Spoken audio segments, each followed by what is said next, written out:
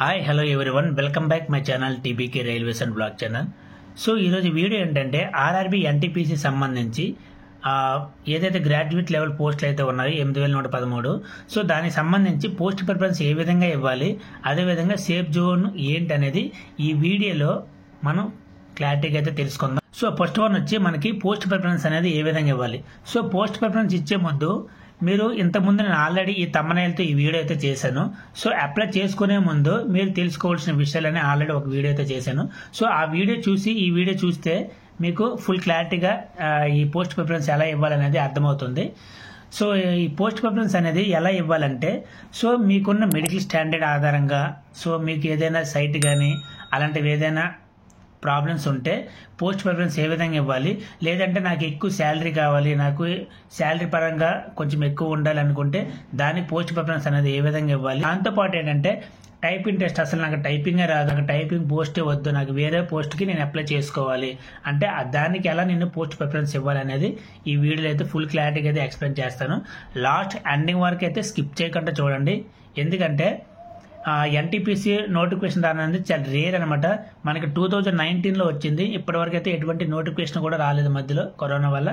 So ఇప్పుడు వచ్చే నోటిఫికేషన్కి ఫ్యూచర్లో పోస్ట్ కూడా ఇంక్రీజ్ అయ్యే అవకాశాలు ఉన్నాయి. కాబట్టి ప్రతి ఒక్కరు కూడా ఎవరైతే ఈ పోస్ట్కి ఎన్టీపీసీ పోస్ట్కి ఎలిజిబిలిటీ క్యాండిడేట్స్ అవుతారో వాళ్ళందరూ కూడా ఖచ్చితంగా అయితే అప్లై చేసుకోండి.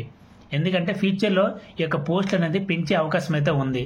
సో మనకి ఏఎల్పీ కానివ్వండి, టెక్నీషియన్ కానివ్వండి, ఎలా అయితే పెంచారో అదేవిధంగా ఎన్టీపీసీ పోస్టులు కూడా పెంచే అవకాశం అయితే ఉంది. మెడికల్ స్టాండర్డ్ పరంగా చూసుకోండి. సో మనకి 5 రకాల పోస్టులు అయితే ఉన్నాయి. సో డిగ్రీ లెవెల్లో మనకి 5 టైప్స్ ఆఫ్ పోస్టులు అయితే ఉన్నాయి. సో ఫస్ట్ వన్ వచ్చి junior account assistant cum typist. So next one వచ్చి senior clerk cum typist, chief commercial cum ticket supervisor, next station master, next goods train manager. So ఈ 5 రకాల పోస్టులు అయితే ఎన్టీపీసీలు అయితే ఇవ్వడం అయితే జరిగింది. దీనికి పోస్ట్ ప్రిఫరెన్స్ అనేది ఏ విధంగా ఇవ్వాలంటే, ఫస్ట్ పరంగా చూసుకుంటే మెడికల్ స్టాండర్డ్ పరంగా చూసుకోవాలి మనం. సో మనకి మెడికల్ ఎటువంటి ప్రాబ్లం ఉందా అంటే మనకి 6/6 ఉందా, 6/12 ఉందా, 6/18 ఉందా అనేది మనం ఫస్ట్ మన హైట్ సైట్ ప్రాబ్లం ఏవైనా ఉంటే మనం దాని పరంగా ప్రిఫరెన్స్ అనేది ఇచ్చుకోవాలి. సో మనకి పోస్ట్ సంబంధించి మెడికల్ స్టాండర్డ్ కూడా ఇవ్వడం అయితే జరిగింది. సో జూనియర్ అకౌంట్ అసిస్టెంట్కి అయితే మనకి C2 మెడికల్ అయితే ఇవ్వడం అయితే జరిగింది. సీనియర్ క్లర్క్ అయితే C2 మెడికల్ కూడా ఇవ్వడం అయింది. సో నెక్స్ట్ వన్ వచ్చి చీఫ్ కమర్షియల్ కమ్ సూపర్వైజర్ ఎవరైతే ఉన్నారో వాళ్ళకి B2 మెడికల్ స్టాండర్డ్ అయితే ఉంది. స్టేషన్ మాస్టర్కి అండ్ గూడ్స్ ట్రైన్ మేనేజర్కి అయితే A2 మెడికల్ అనేది ఇవ్వడం అయితే జరిగింది. సో మనకి ఏ మెడికల్ స్టాండర్డ్లో ఉన్నాం అనేది మీకు తెలుసుకోవాలి first of all. So site కనుక మీకు ఉన్నట్లయితే మీరు ఫస్ట్ ప్రిపేర్ చేసుకోండి, junior account assistant cum typist. So దీనికి అప్లై చేసుకోండి, ఫస్ట్ ప్రిఫరెన్స్ అనేది దీనికి ఇచ్చుకోండి. సో నెక్స్ట్ వన్ వచ్చి సీనియర్ క్లర్క్ కమ్ టైపిస్ట్కి, దీనికి నెక్స్ట్ ప్రిఫరెన్స్ అనేది ఇవ్వండి. అకౌంట్స్ అసిస్టెంట్ కమ్ టైపిస్ట్ అంటే ఇది ఎక్కువగా మనకి డిఆర్ఎం ఆఫీస్ పర్సనల్ బ్రాంచ్లో ఉంటాయి అనమాట. సో అకౌంట్ సంబంధించి దాంట్లో మనకి ఈ జాబ్ అనేది ఉంటుంది కాబట్టి, సో ఆఫీస్ స్టైల్లో మనకు జాబ్ ఉంటుంది కాబట్టి, దాంతోపాటు సాటర్డే సండే ఈ 2 రోజులు కూడా మనకి హెడ్ క్వార్టర్లో జాబ్ ఇచ్చినట్లయితే మనకి అక్కడ 2 డేస్ అనేది హాలిడే ఉంటుంది, సాటర్డే సండే. సో ఈ 2 జాబ్లకి మీరు అప్లై చేసుకుంటే మీకు వీక్లీ సాటర్డే అండ్ సండే అనేది 2 డేస్ అనేది హాలిడే ఉంటుంది. సో ఆ విధంగా ప్రిఫరెన్స్ చేసుకుంటే first preference junior account assistant cum టైపిస్ట్కి అయితే ఇచ్చుకోండి. నెక్స్ట్ వన్ వచ్చి సీనియర్ క్లర్క్ కమ్ టైపిస్ట్, ఈ విధంగా మీరు పోస్ట్ ప్రిఫరెన్స్ అనేది ఇవ్వాలి. సో నెక్స్ట్ వన్ వచ్చి chief commercial cum ticket supervisor, ఇది కూడా పోస్ట్ బాగానే ఉంటుంది, B2 మెడికల్ ఉంటుంది. అప్ టు 4 వరకు మీకు సైట్ ఉన్నట్లయితే ఈ B2 మెడికల్కి అనేది మీరు ఎలిజిబిలిటీ అవుతారు. సో ఇక్కడ ఏంటంటే C2 మెడికల్లో మీకు కలర్ బ్లైండ్నెస్ ఉన్నా సరే, C2 and B2 మెడికల్లో colour blindness ఉన్నా సరే మీకు యాక్సెప్ట్ చేస్తారు. So no problem. ఈ విధంగా మీరు పోస్ట్ ప్రిఫరెన్స్ ఇచ్చే ముందు కొంచెం జాగ్రత్తగా చూసుకొని అయితే ఇవ్వండి. ఈ 2 కూడా A2 medical. So A2 medical అంటే దీంట్లో లాసిక్ ఆల్రెడీ ఇక్కడ A2 అండ్ A3 అంటే A2 మెడికల్ ఏదైతే ఉందో లాసిక్ సర్జరీ ఉన్న వాళ్ళైతే నాట్ ఎలిజిబుల్. ఎవరైతే లాసిక్ సర్జరీ చేసి ఉంటారు కాబట్టి వాళ్ళు ఎలిజిబుల్ కారు అనమాట. సో C2 అండ్ B2 మెడికల్కి అయితే ఎలిజిబిలిటీ అవుతారు. లాసిక్ సర్జరీ చేసుకున్న వాళ్ళు ఎవరైతే ఉంటారో వాళ్ళు ఎలిజిబిలిటీ అవుతారు. సో మెడికల్ స్టాండర్డ్ పరంగా అయితే మీరు చెక్ చేసుకొని ఈ విధంగా పోస్ట్ ప్రిఫరెన్స్ అనేది ఇచ్చుకోండి. మీకు కనుక శాలరీ పరంగా ఎక్కువ శాలరీ నాకు రావాలి నాకు అనుకునే వాళ్ళైతే గూడ్స్ ట్రైన్ మేనేజర్, ఇది రన్నింగ్ స్టాఫ్ అనమాట. సో వీళ్ళన్నిట్లో కన్నా వీళ్ళకి ఎక్కువ అమౌంట్ అనేది శాలరీ అనేది వస్తుందన్నమాట. సో ఎలా అంటే వీళ్ళకి బేసిక్ పేతో పాటు 30% బేసిక్ పేలో కలుస్తుంది. సో దాంతోపాటు వీళ్ళకి రన్నింగ్ అలవెన్స్ ఉంటాయి అనమాట, కిలోమీటర్ మైలేజ్ అలవెన్స్ ఉంటాయి. సో ఒక కిలోమీటర్కి ₹4.70 లెక్క ఎంతో ఉంటుందన్నమాట. ఆ విధంగా మీకు మంత్లీ అమౌంట్ శాలరీ అనేది చాలా ఎక్కువగా వస్తుందన్నమాట.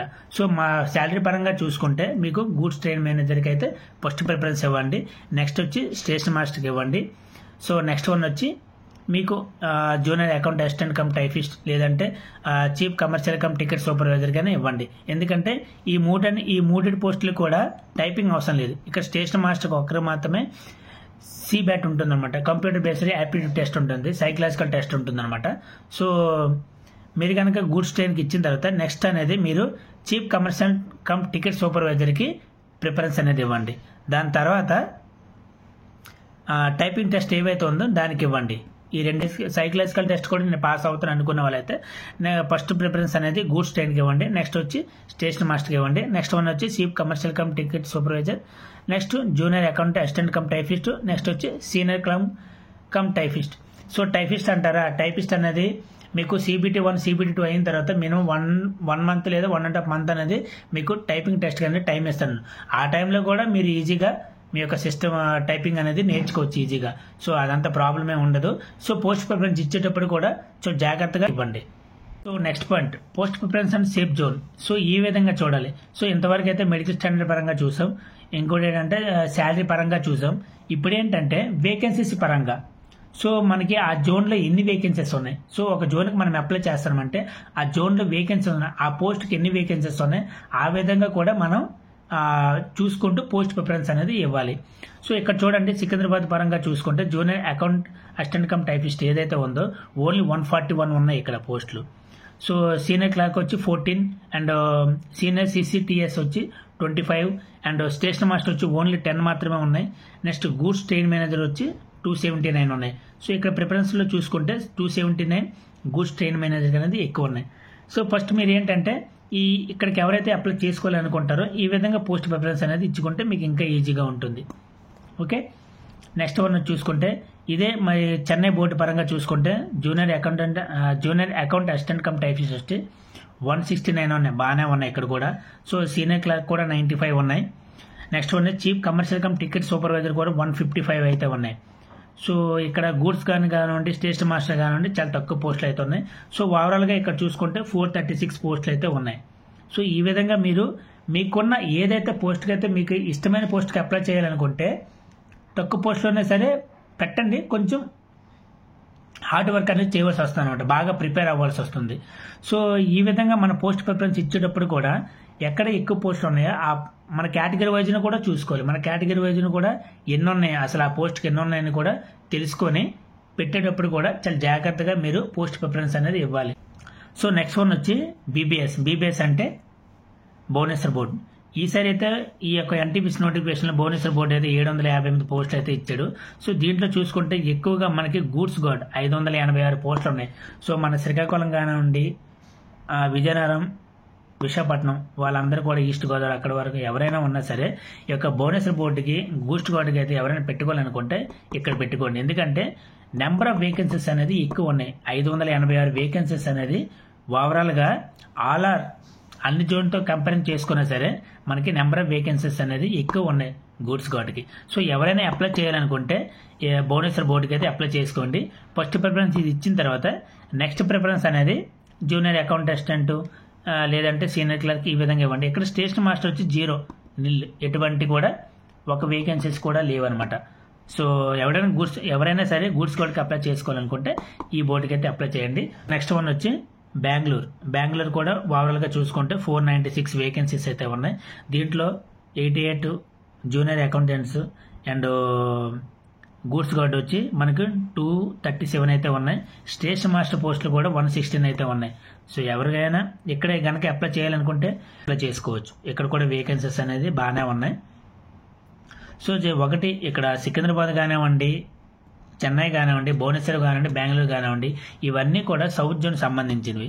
సో ఎక్కువ మంది తెలుగు వాళ్ళు అనమాట ఈ యొక్క 4 రాష్ట్రాల్లో ఎక్కువగా అప్లై చేస్తుంటారు. సో లాంగ్వేజ్ ప్రాబ్లం అంటారా, లాంగ్వేజ్ ప్రాబ్లం అంతగానే ఉండదు. సో మీరు డిగ్రీ లెవెల్లో దీనికి అప్లై చేస్తానంటే మినిమం మీరు ఇంగ్లీష్ అయితే మాట్లాడగలుగుతారు. సో ఇంగ్లీష్లో మాట్లాడొచ్చు. సో అక్కడ ఉన్న లాంగ్వేజ్ కూడా మీకు త్వరగా వచ్చేస్తుంది. ఎందుకంటే మ్యాక్సిమం మనం మాట్లాడేటప్పుడే వాళ్ళు తెలుగు తెలుసుకుని తెలుగులో కూడా మాట్లాడే ఛాన్సెస్ ఉన్నాయి. మ్యాక్సిమం అందరు కూడా తెలుగు తెలిసి ఉంటుంది అనమాట. సో లాంగ్వేజ్ పరంగా చూసుకుంటే ఎటువంటి ప్రాబ్లం అయితే ఉండదు. సో మోస్ట్లీ మనకి బిలాస్పూర్ సంబంధించి కూడా చాలా మంది అప్లై చేస్తూ ఉంటారు తెలుగు వాళ్ళు. సో బిలాస్పూర్లో చూసుకుంటే మనకి గూడ్స్ గార్డ్ ఏవైతే ఉన్నాయో అవి కూడా 434 వేకెన్సీస్ అయితే ఉన్నాయి. సో ఇక్కడ కూడా chief commercial cum ticket supervisor కూడా 93 అయితే ఉన్నాయి. సో బిలాస్పూర్ కూడా అప్లై చేసుకునే వాళ్ళైతే ఈ విధంగా వాళ్ళ పోస్ట్ ప్రిఫరెన్స్ అనేది ఇవ్వండి. సో వేకెన్సీస్ పరంగా చూసుకొని మీ యొక్క కేటగిరీలో ఎన్ని వేకెన్సీస్ ఉన్నాయి దాన్ని మెన్షన్ చేసుకుంటూ మీరు పోస్ట్ ప్రిఫరెన్స్ అనేది ఇవ్వాలి. సో దాంతోపాటు మీ మెడికల్ స్టాండర్డ్ పరంగా చూసుకొని కూడా మీరు ఇవ్వాల్సి వస్తుంది అనమాట. సో నెక్స్ట్ వన్ వచ్చి కోల్కతా ఎందుకు మెన్షన్ చేశారంటే హైయెస్ట్ ఇక్కడే ఎక్కువ 1382 పోస్టులు అయితే ఉన్నాయి. దీంట్లో అన్నింటి దాంట్లో కూడా వేకెన్సీస్ అనేవి బాగానే ఉన్నాయి. ఇక్కడ chief commercial come junior account assistant cum typist ఏదైతే ఉందో అది 428 వేకెన్సీస్ ఉన్నాయి. సో అదేవిధంగా chief commercial cum ticket supervisor అనేది 523 వేకెన్సీస్ ఉన్నాయి. ఇక్కడ గూడ్స్ గార్డ్ కూడా 220 వేకెన్సీస్ ఉన్నాయి. సో ఓవరాల్గా చూసుకుంటే వేకెన్సీస్ పరంగా చాలా ఎక్కువైతే ఉన్నాయి. ఇక్కడ కూడా మీరు అప్లై చేసుకోవచ్చు. సో ఎలా అంటే ఎక్కువ మంది మన సౌత్ జోన్లో నార్త్ నుండి హిందీ వాళ్ళందరూ వచ్చి ఇక్కడ ఎగ్జామ్ రాస్తుంటారు. వాళ్ళు కూడా సెలెక్ట్ అవుతుంటారు. సో ఇక్కడికి వచ్చిన తర్వాత వాళ్ళ ట్రాన్స్ఫర్లో మళ్ళీ అక్కడికి వెళ్ళవలసి వస్తుంది అనమాట. సో వాళ్ళ ట్రాన్స్ఫర్ కూడా అప్లై చేసుకుంటారు. అలా కనుక మీరు కనుక కోల్కతా డివిజన్లో కనుక మీరు అప్లై చేసుకున్నట్లయితే సో అక్కడ నుండి మీకు ఈజీగా ట్రాన్స్ఫర్ అనేది ఇక్కడ దొరుకుతుంది అనమాట. ఏవైతే ఇప్పుడు నేను చెప్పిన పాయింట్స్ అన్నీ కూడా ఒకసారి మీరు ఆలోచించి ఎక్కడ పెట్టుకుంటే బాగుంటుంది అనేది మీ ఆలోచన. లేదు నేను తెలుగు రాష్ట్రాల్లోనే వర్క్ చేయాలి, నేను తెలుగు స్టేట్లోనే ఉండాలి అనుకునే వాళ్ళైతే ఒక్క సికింద్రాబాద్ బోర్డుకి మాత్రమే అప్లై చేసుకోండి. మీకు కనుక ఈ వీడియో నచ్చినట్లయితే ఒక లైక్ చేయండి. సో ఇంతవరకు మన ఛానల్ ఎవరైతే సబ్స్క్రైబ్ చేసుకోలేదో సబ్స్క్రైబ్ చేసుకోండి.